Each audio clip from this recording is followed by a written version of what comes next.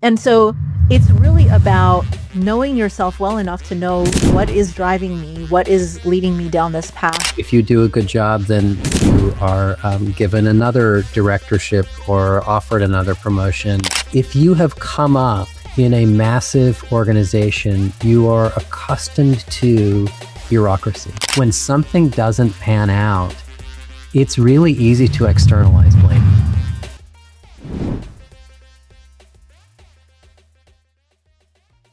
I work mostly with high performers who have moved from technical expert to leadership roles. And I've talked about in the past some of the pitfalls, such as the expert trap, when you find yourself overdoing, underdelegating, and micromanaging. And today, we will dive into one physician's journey, realizing when his skills outgrew his individual contributor role, how he gained leadership skills over time, and he made that leap that we're talking about now. And he also made the leap from public sector to the venture-backed behavioral health startup world. So there's a number of leaps here, not just from the sector perspective and the role perspective, but also mindset.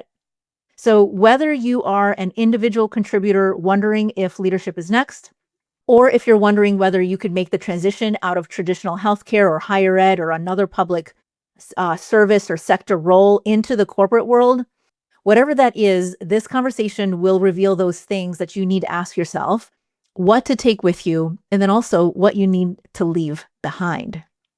So, hi, it's Dr. Mira Brancu here with you. Welcome back to the Hard Skills. And today I'm excited to welcome Dr. Mehul Mankad. Dr. Mankad is a board-certified forensic psychiatrist serving as Chief Medical Officer for Novum Health, which is a behavioral health startup company. And prior to joining Novum, he served as Chief Medical Officer of a managed care organization, and before that, a Chief of Psychiatry at the VA Medical Center. And we actually worked at the VA for a short while during the same time period, which is how I first met him. And over time, we've both had our different journeys, leadership journeys, as well as journeys into private sector work. And I think that we got along due to our intrapreneurial turned entrepreneurial spirit and mindset. I think that's why we get along. Yeah. So welcome, Mira, Dr. Mankad. you were doing, thank you. You were doing smart people things at the VA. I was just loading the trucks. No way. Absolutely not. Absolutely not. Well, let's start there. You started out as a medical educator. It was both at Duke University and the VA. And you believe that medical educators actually often get overlooked for leadership roles. So tell me more about your perspective on why that is, as well as what you realized when you thought, I think I can do more with this experience that I have. So first of all, Mira, thank you so much for having me on Hard Skills. I Yeah. have been following your career for years and years, and I'm so excited to now actually kind of be a tiny, tiny part of it. So Same this is a here. oh, please, this is a treat for me.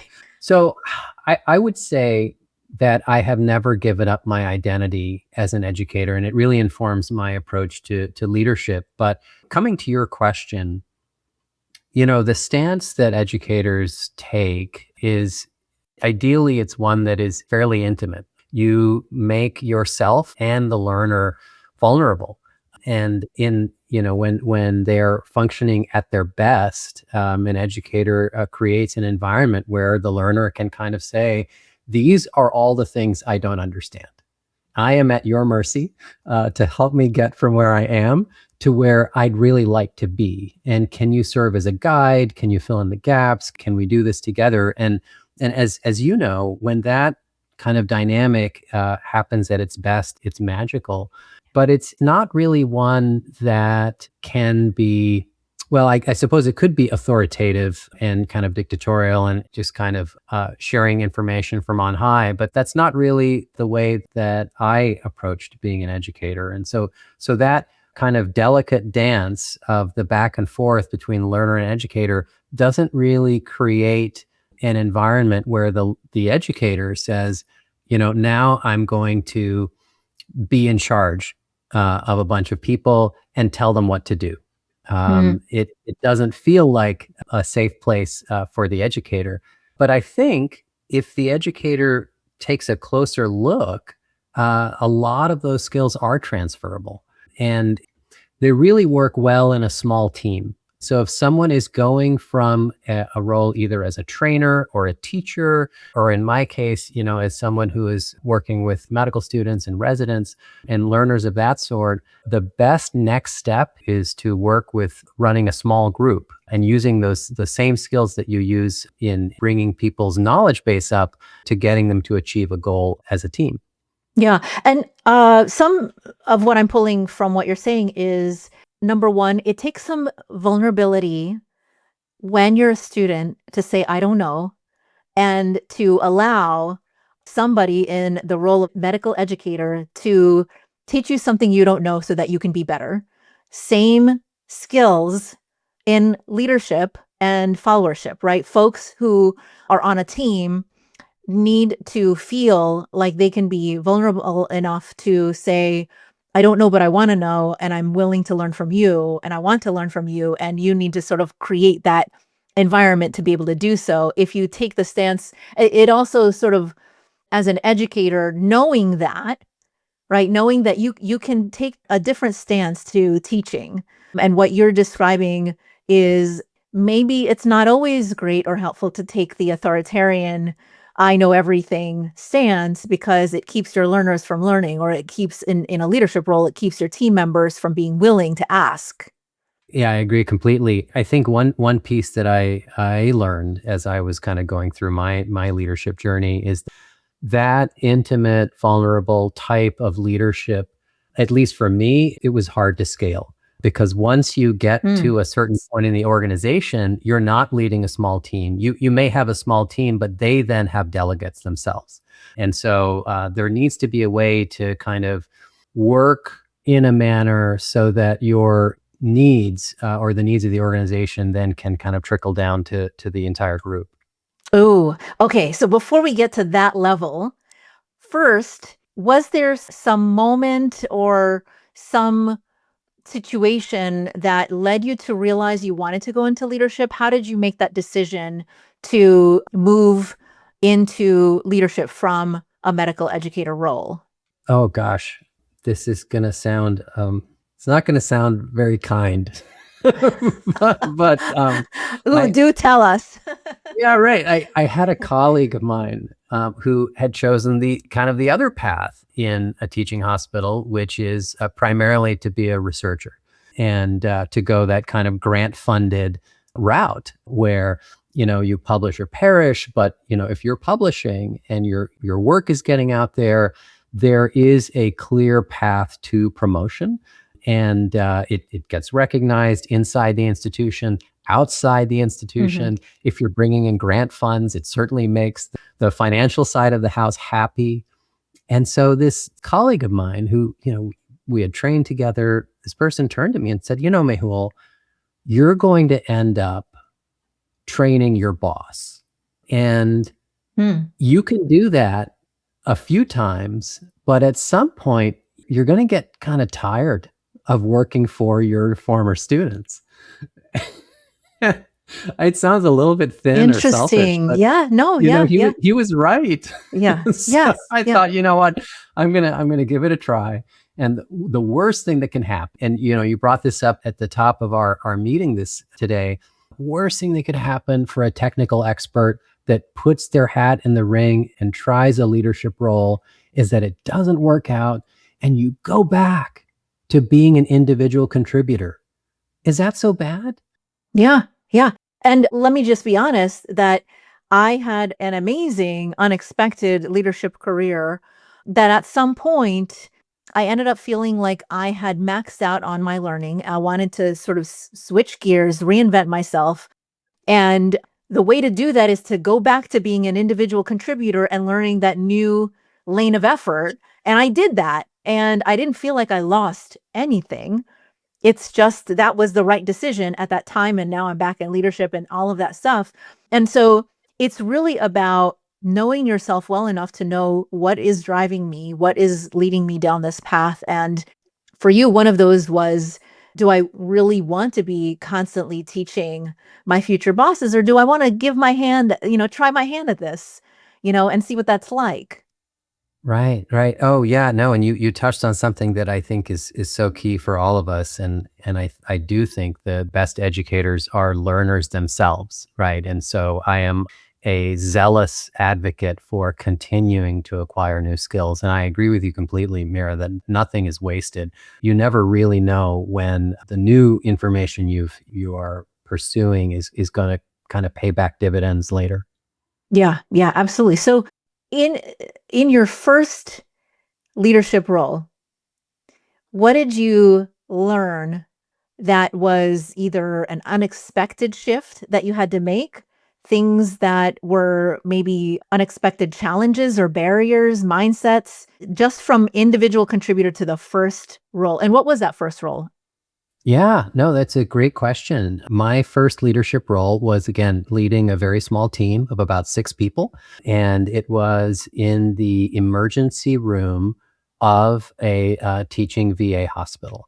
And we were running the crisis services. So people who would come in as patients, veterans with mental health crises who didn't have appointments at the facility would come in to see us. And it ran the whole spectrum of acuity. So some people just needed maybe a refill of their medications, or they had questions, all the way to folks who were at risk of harm to themselves or others and needed to be protected in terms of their safety. So it was really a diverse group that were coming in the doors, and morale was low, honestly, in that environment. In healthcare in general, the burnout rate is over 50% across all specialties for good reasons. But in the emergency room, the burnout rate is over 80% using, tools like the Maslach or others. Mm. And so it's a tough place to work. And it happened to be the job that was open. No Mm. surprise. Right. Right, right. So, It was I was available. You took the opportunity. That's right, that's right. And I needed a job for 2 years while my wife was finishing some training, and so, this was available. I thought, "Gosh, I'm gonna just kinda power through this for 2 years, and then we're gonna bounce, and we're gonna be out of here," and, of course, here, we're in North Carolina 27 years later, and I actually, now I'm a moonlighter in that same emergency room, and so I'm back to doing a Nice. tiny, tiny bit of being an individual contributor there, which is fun.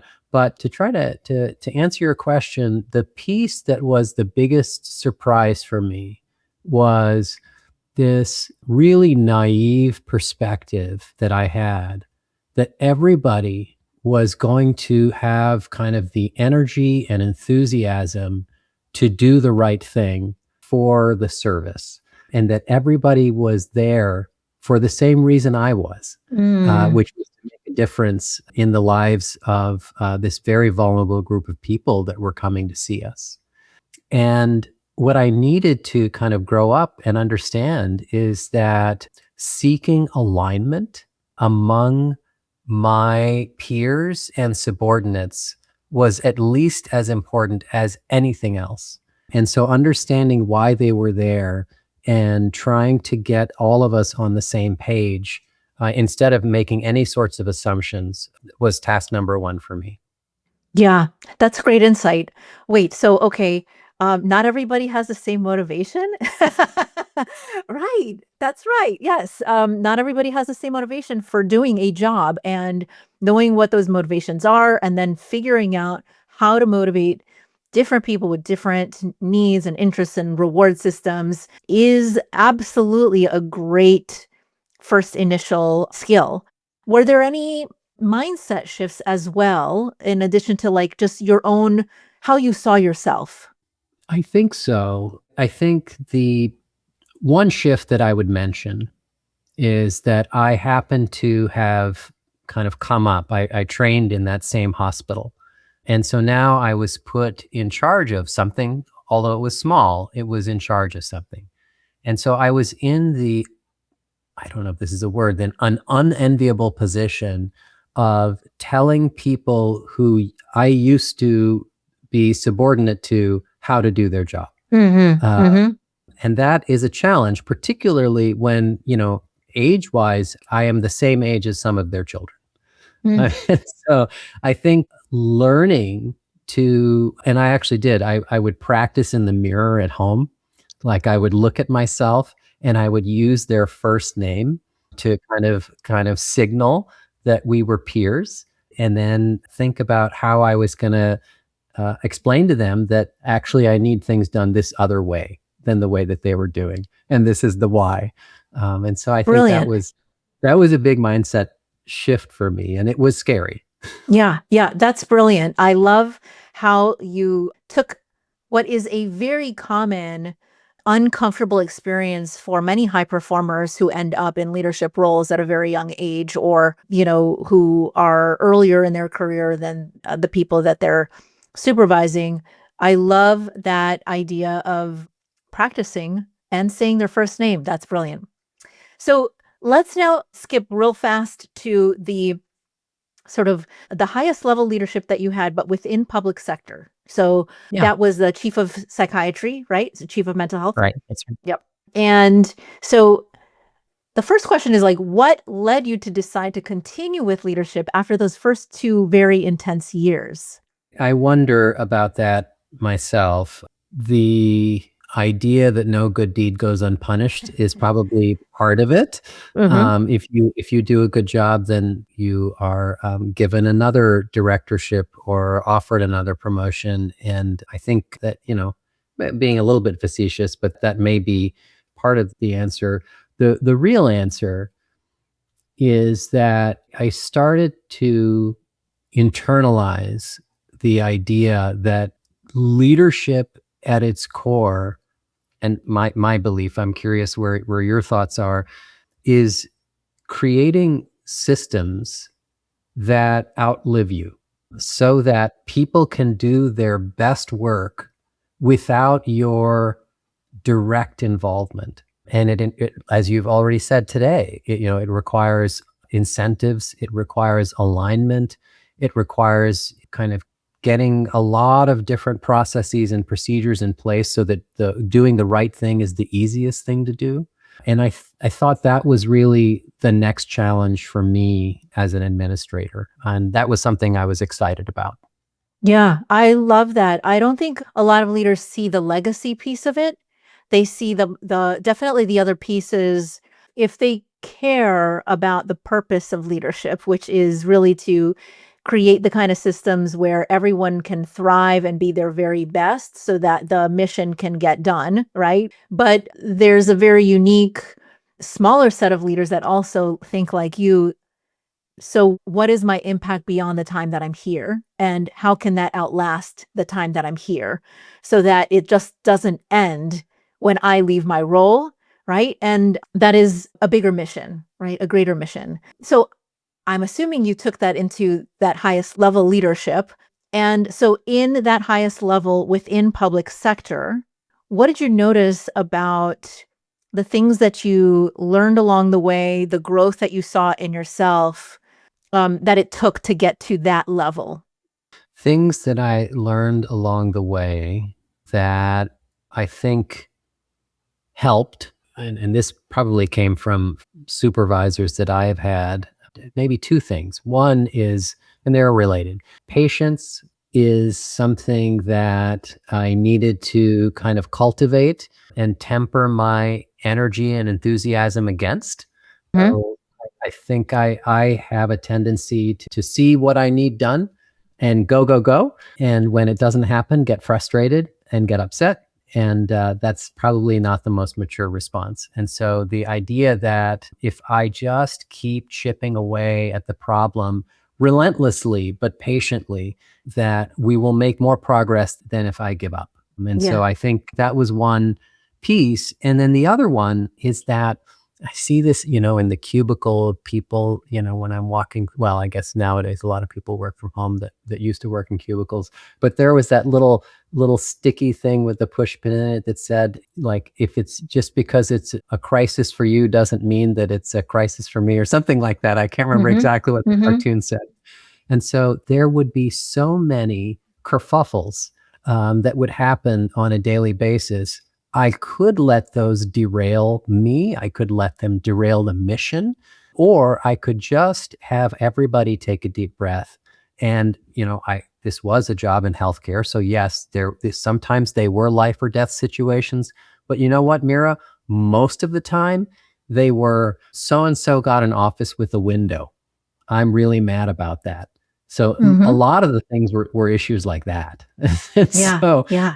not letting those kinds of things not just kind of get to me emotionally, but derail why we're all there. Yeah. Yeah. So, patience, absolutely. I had the chief coaching officer of Better Up on the show. It just aired, actually, just recently. And patience was one of the top that coaches are focusing on and working with and recommended to focus on with leaders today because it's such a challenge, especially in the fast-paced environments that we're in right now. And yeah, I really also resonate with, prioritization. How do you prioritize among the many, many, many competing demands that you have on your time, not just the ones that you place on your to-do list, but the ones placed on your to-do list by others? I'm curious, what did it take to get better at prioritizing what to focus on? This is going to sound a little bit like pandering, but at some point, I had the incredible gift, and this was not in my position at the VA, but in my next role. My CEO at the health plan where I worked allowed me 4 months of time at the company's expense of executive coaching. Mm, And nice. so oh, yeah, it was incredible. And I highly recommend it.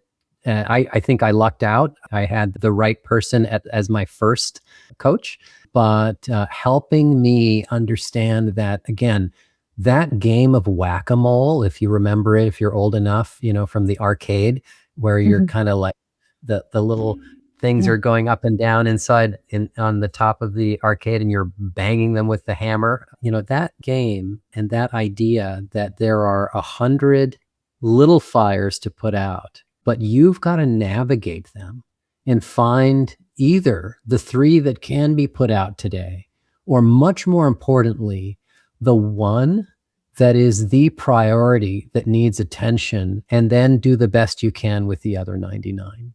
Yeah, and then be okay with it, right? Oh, Then oh yeah, would be okay yeah. with it. And I think the challenge, maybe for me, but maybe for a lot of people, is that that sort of prioritization is not a zero sum game. And it is also for leaders who need to be liked by everyone. And I was one like that probably for 15 years. That hurts Yeah. because there are going to be haves and have nots. And the have nots are going to take it personally.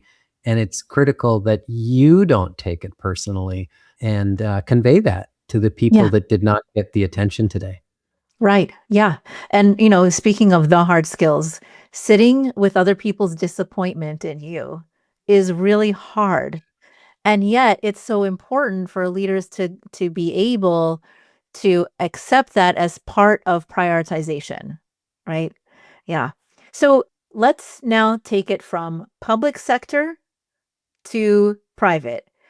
How did Yeah. you even decide this? Because a lot of people in public sector will always stay in public sector for their entire career. So how did you make that decision, first of all? Oh, I think that I hope it wasn't hasty or an impulsive decision, but after having spent about 16 years in the public sector side and in academia, I realized that there were growth opportunities for me as a leader and as a contributor of various sorts that I wanted to explore. And again, it seemed like as a little bit lower risk than maybe it could have been. As you know, as you were saying, with a technical expert, if I make that jump and I try something that is fairly high risk and it doesn't pan out and kind of blows up in my face, I may not be able to get my same job back in the public sector, but I probably could do something similar. and that I did have a fallback position. So this was an opportunity to explore things. And also, I think, and a previous guest of yours kind of mentioned the idea of seasons of Mhm. work in Yes. people's lives. And for me, the season was my kids had grown. And so I was no longer, I've always been because my wife is an executive as well. And her roles have been a bit more chaotic in terms Mm. of demands on her time. And so I was, more often the one that was doing the pickups and drop offs and cooking and those sorts of things. Not to say that she didn't contribute, but that was one of my big components of life. And so as those time demands decreased, I could explore things career wise that I would not have been able to before. And the position that became available was clearly going to be one that involved about 50% travel. So, speaking with my aging family, they allowed me to give it a try. Yeah, yeah. I that was Dr. Sharon Hull did that episode on career designing for those of you who are interested in looking back at that one. And the seasons of life is a big one because, you know, it's not true that you can do it all, but it is true that you can do most things at certain periods of time in your life. You just have to think about what is this phase right now?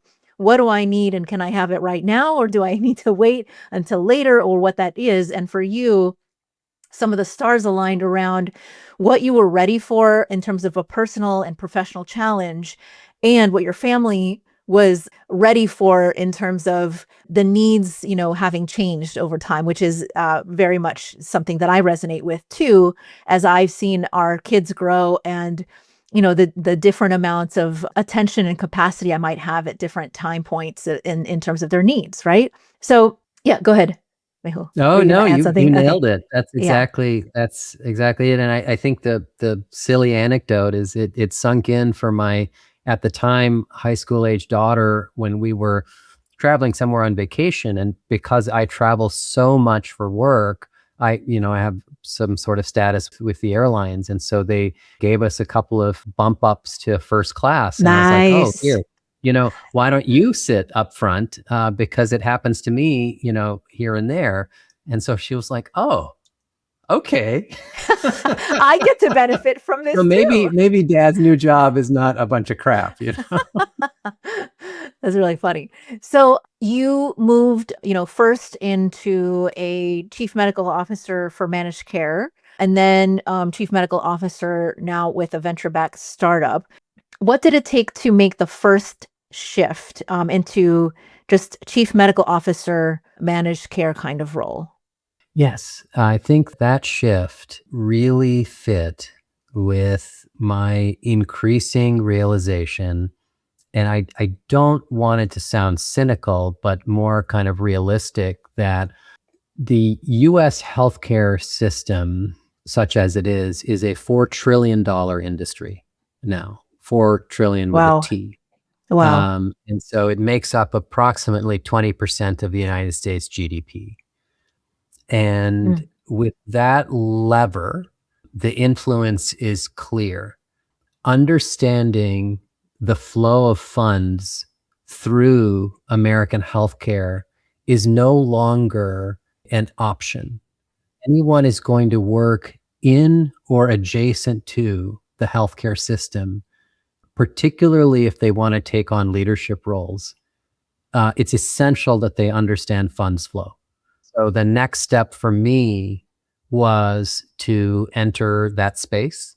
mm, And I really credit the generosity of my colleagues and supervisor at Alliance Health for allowing someone who was a technical expert. And I mhm, remember the CEO saying to me, it's like, Mehul, look, we're not hiring you because you are a financial genius. mhm, We're hiring you because you're a good doctor. We can teach you the money part. And mm. they did. Ah, And that was fantastic. And so I think finding an environment where I could leverage my subject matter expertise and then continue to cultivate something new and then kind of synthesize and combine those two things was the next step for me. oh, what a great opportunity. It's rare that you get to be taught the financial piece of it, especially if you're a physician moving into leadership roles. So that is pretty amazing. As you continue to progress through that role and then now into the chief medical officer within the venture-backed startup, what are the things that you found to be the greatest challenges moving from public sector to private? And especially the sort of personal skills that you had to learn or let go of? Oh, yeah. So with that first one, and the one just very gentle change I'd make is in the investor world, there is a little bit of a difference between venture capital and private equity, and ours happens to be PE backed, but it's just kind of splitting hairs. Very Um, helpful, yeah. yeah. In any Mhm. case, I think the piece that I'd want to describe is going from massive organization to a tiny one. And that could be going from a very large corporation, a Fortune 500 company, to going to something like a startup environment or something entrepreneurial. It doesn't have to be necessarily going from public sector, but Mm, this transition, which a lot of people make, is an interesting one. If you have come up in a massive organization, you are accustomed to bureaucracy. There are multiple steps. There are standard operating procedures. There are multiple departments. In order to get something done, there's probably a form and a pathway that you didn't create. It may or may not be inefficient. It may or may not take weeks or months, but it exists. And it was there before you, and it's going to be there after you. And mhm, so going from a world like that, which actually honestly creates a level of reliability and honestly safety, to a place where none of that exists. That can either be a place for high anxiety, where you're thinking, oh my gosh, like how do I get from point A to point Z? Like no one's telling me what to do. Or it can be a place where you can actually leverage your institutional knowledge and say, back at my previous organization, which had a few 100,000 people spread across the United States, these are all the steps it took to make sure that this thing that we want to get done happens safely. We can do it safely. And instead of having 20 steps, we can do it in 5 steps because I know what the steps are and I know which ones are nonsense and which ones are really useful. And so I think having that mental flexibility to take what you knew and what you know and then kind of optimize it and use it in this new kind of no safety net environment. I think that's actually the superpower of somebody who's going from big to small. yeah, I agree with you, and at the same time, though, I'm hearing that you need to be comfortable in both the sort of increased risk of not having all of the safety mechanisms and that kind of like security that comes with those mechanisms, and at the same time, kind of like be excited by welcoming of an opportunity to try to do it in a different way, maybe even faster, as like a mindset that you bring to it. And if you don't have that mindset, if that makes you uncomfortable, if it feels too gray for you, it may not be the most comfortable role to switch into, right? Not only is what you said spot on, but I think the piece that resonates with me is that in those massive bureaucratic systems, when something doesn't pan out, it's really easy to externalize blame.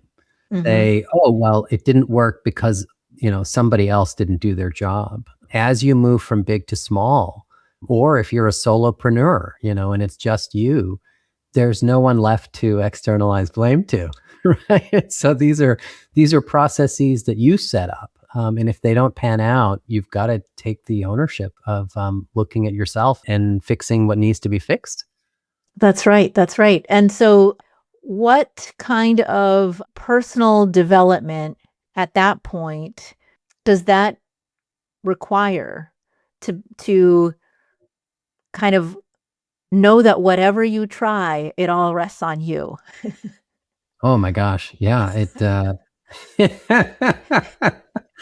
um, it's not for the timid, but I think Or did you enjoy it? Like, is that something that you actually enjoyed and welcomed?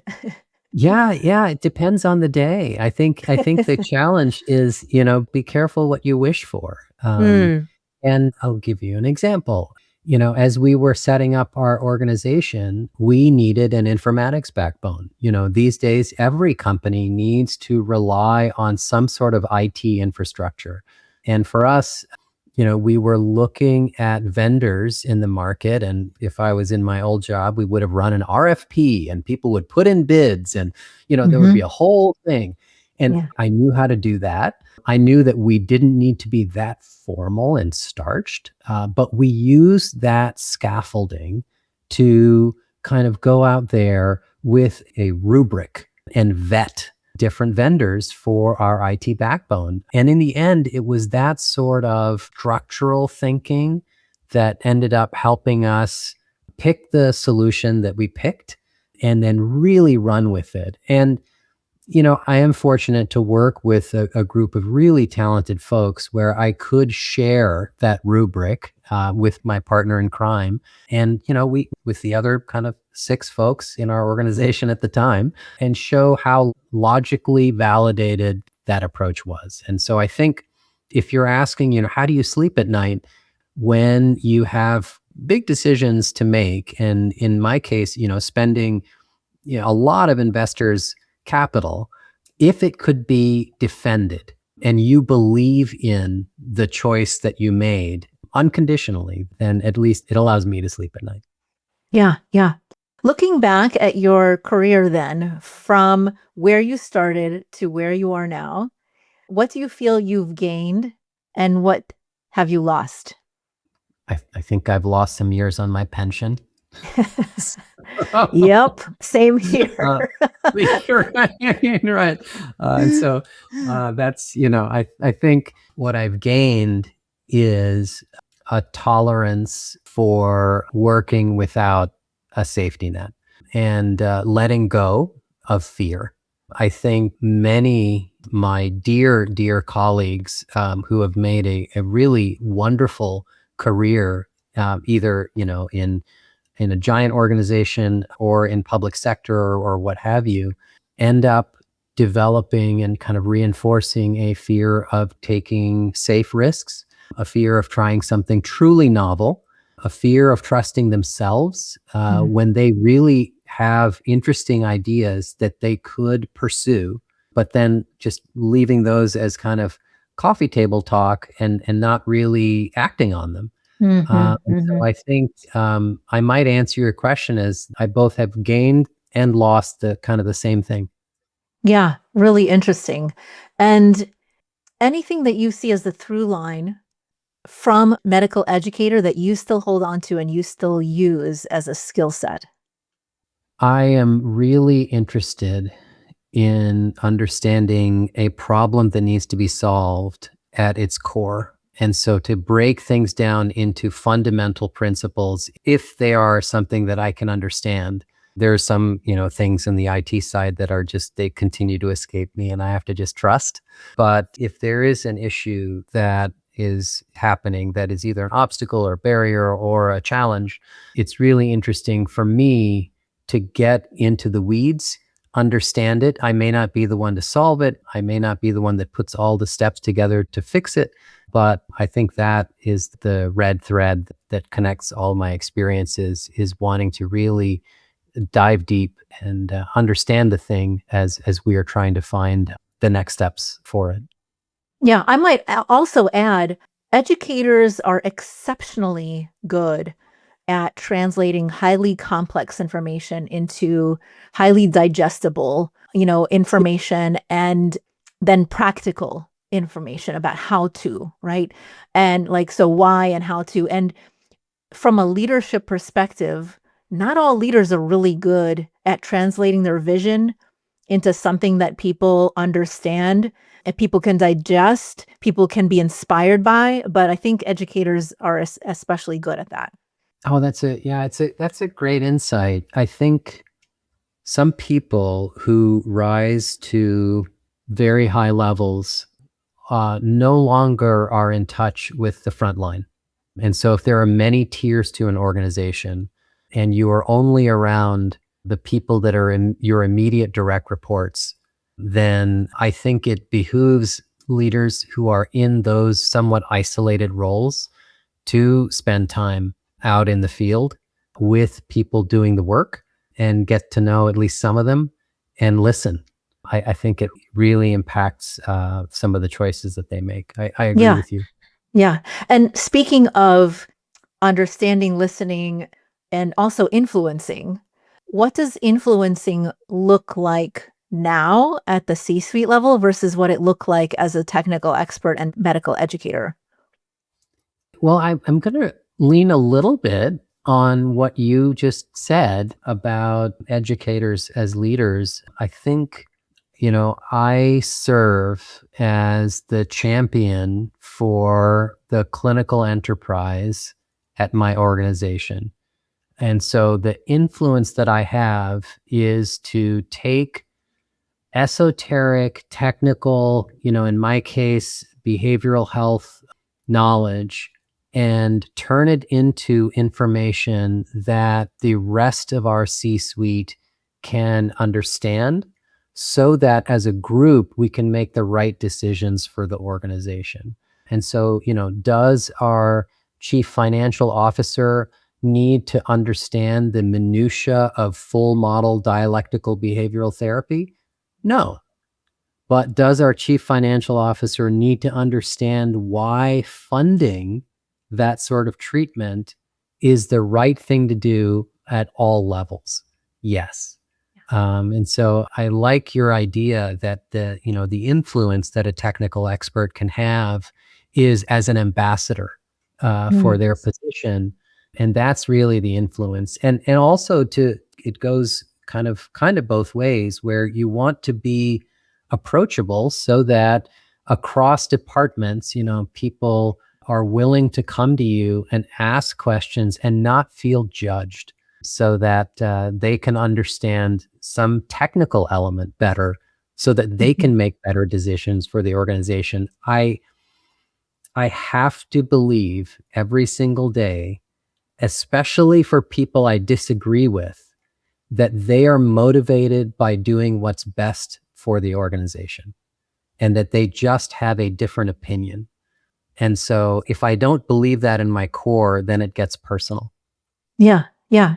Also, what I'm hearing is the purpose of the educating changes from the sort of medical educator, technical expert to the C-suite role. So the purpose originally for you was help learners grow so that they Yeah, can, start being even better at their job, right?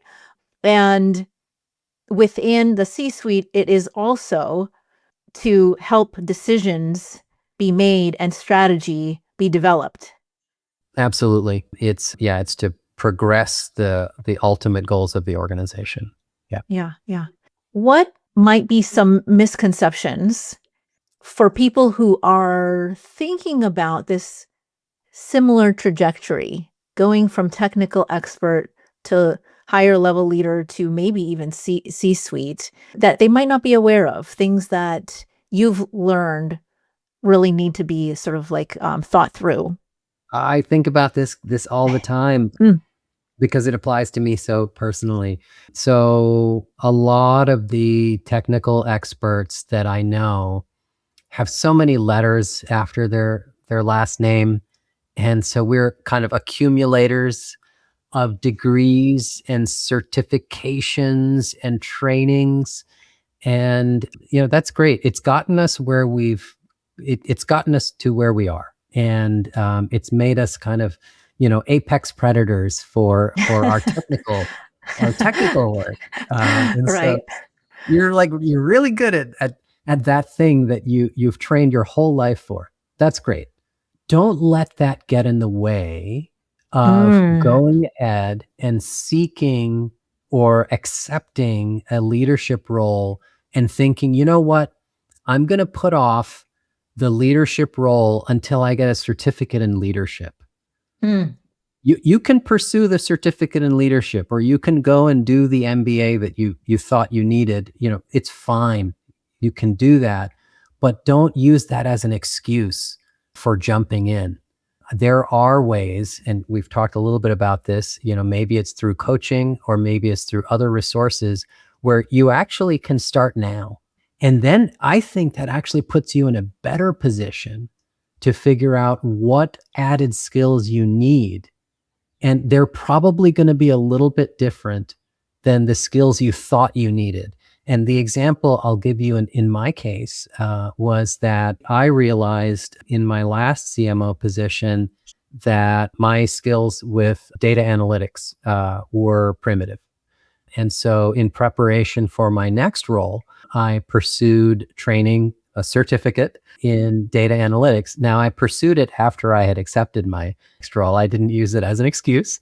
And so I learned, some rudimentary coding. I learned more advanced strategies with spreadsheets. I learned some of those skills that I didn't know that I didn't have, the unknown unknowns. But none of that stopped me from kind of my career progression. Yeah, I love that. I actually would add the exact opposite to it too. I wouldn't. So there is the scenario where overeducated people constantly feel like they need to be overeducated to do anything, and it stops them from being Yes. able to pursue, right? And then there's also the opposite, that overeducated people can also believe falsely that they have the expertise here, so they must be, ready for whatever is next and have the expertise. And that sets them up also for being disappointed, shocked, embarrassed, vulnerable, all of these things unnecessarily. You could do both, just like Mehul said, you could do both, say yes and learn the skills. So it's important to recognize that leadership is a respecialization. You just don't have to get it before, and it probably doesn't make sense to get it in advance as much as Oh, like yeah. while you're doing the thing. Oh, I have a funny story if you have time. Yeah. Yeah. Yeah.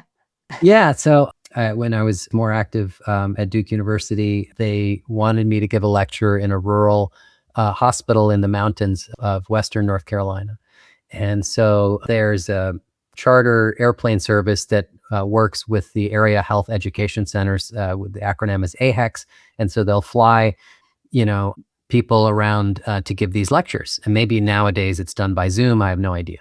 But this was a while ago. And so they put me in one of these propeller planes, and it didn't have a lot of seats. And so I'm sitting in the co-pilot seat. And Mm. so there's the pilot, who's doing all the, flying of the plane. And then there's me in the co-pilot seat, not touching anything because I didn't want to mess anything up. And we're having a conversation over the little radio thing that you have to wear. And the pilot, just started telling me, he's like, to make a little money on the side, I work as a flight instructor. Okay, Mm. cool. That's really interesting. And then he just gave me a little jab and went a little further and said, you want to know who are my worst students? And I was like, no, tell me. Like, you people, doctors. And I said, I'm going to stop you right there, because I think the reason they are your worst students is because they think because I'm an expert in the operating room, that means I'm an expert pilot. Is that right, sir? And he could not stop laughing.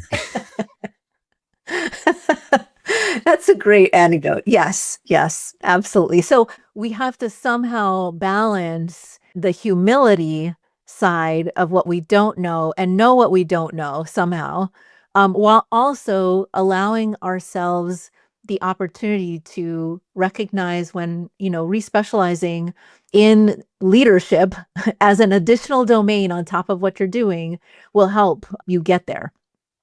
Oh, what Yeah. a wonderful frame. If Yeah. you see yourself as a technical expert, that's really your next mountain to climb, is to see leadership as a set of technical skills to acquire. Yeah, I love Yeah. that. Thank you. Yes, because I work with a lot of technical experts, that is usually how I sort of frame it to them, that they're just adding another specialty. That's all they're doing. Yeah. Right. So, Mehul, this is a good way for us to close out. What's the one thing that you want people to know and have learned from this time with you? Oh gosh, I think that the best path for someone who is really doing well as a technical person is to continue to acquire new knowledge, new skills, and not necessarily knowledge and skills in their domain. That may mean that they are going to seek something broader. It may mean they're going to seek promotion.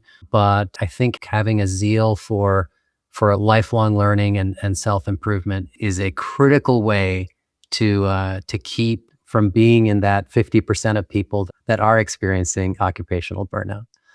Absolutely. And I would add that, the quote unquote hard skills, soft skills piece of this is that whenever you pursue something different and new after being a technical expert, it's going to feel like not just uncomfortable, but imposter experiences is not uncommon for people who are pursuing something new and different. And it does not mean you don't belong there and it's not for you. It's just you're doing something different.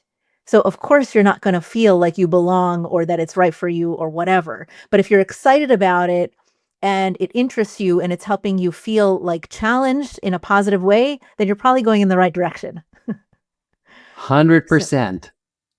Yes, yes. Okay. If people want to learn more about your work and follow you, how can they do that? Where can they find you? Yeah, absolutely. I think an easy way to find me is on LinkedIn. I think if you also go to Novum Health's website, you can find me there. And yeah, would be happy to connect with anybody who's interested in these sorts of career transitions from kind of public to private, or if anyone wants to work in investor-backed entities and has not done that work before. There's a lot of innovation out there and a lot of opportunity. And so good luck to everyone. Excellent, excellent. So he is Dr. Mankad, Drmankad on LinkedIn. You could also find his podcast. His Oh podcast is yeah. Psychiatry and Law, because he was a forensic psychiatrist, right? That's his background. So that podcast you can look up on Apple Podcasts and probably That's be right. on there If you soon. want to listen to the most boring podcast on Apple Podcasts, you can find mine. It's super interesting if you're super into forensic psychiatry, though. That's right. That's right. Folks, what did you take away from today? And more importantly, what is one small change that you can implement this week based on what you learned from Dr. Mankad? Share it with us on LinkedIn. You just heard he is on LinkedIn. So am I. We want to cheer you on if you shared anything that resonated for you. If you enjoyed this episode, as you know, my love language is referrals, recommendations, and nice reviews. So you can leave a review of The Hard Skills on your favorite podcast platform or on my new YouTube channel, Dr. Mira Brancu. And if you are looking for more personalized support around leadership and team coaching, you could head to gotowerscope.com to schedule a consultation. And folks, together, we will navigate the complexities of leadership and emerge stronger on the other side. I promise that to you. Thank you for joining Dr. Mehul Mankad and me today on this journey. This is Dr. Mira Brancu signing off. And until next time, stay steady, stay present, and keep building those hard skills muscles. Take care, everybody.